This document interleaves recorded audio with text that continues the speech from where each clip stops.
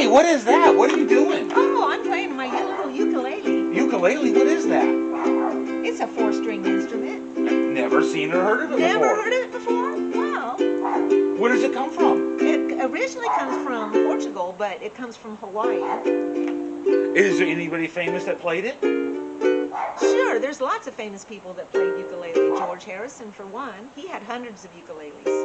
He actually used to give ukuleles away to anybody that would come visit him. Really? Yeah. That's fascinating. Now, I heard there was this one guy. He was a Hawaiian, really heavy-set guy, really sweet, a big old sweetheart. Do you know his name by any chance? And he would always sing, what was it, Under the Rainbow? He was Over the singing Rainbow. Over the Yeah. Rainbow. So, Israel Kamaki Veole. really, he was a wonderful guy, and he sang it.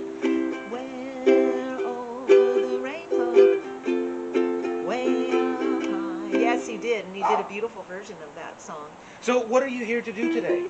Well, I was going to talk about the different sizes of ukulele. Is that what all these are here? Yes, this is different sizes of ukulele. This is the original size. This is my Macala Dolphin.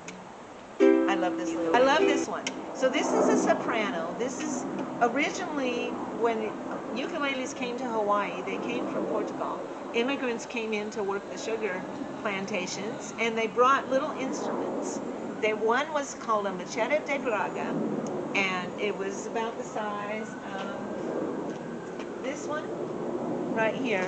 This is actually a concert, but the other one that they brought was a kavankiaho. I might be pronouncing it incorrectly, but it was a 4-string instrument, and the Hawaiians liked it so much they actually started making them. And this is in the 1860s. They started making them and adapting them to Hawaiian music. So.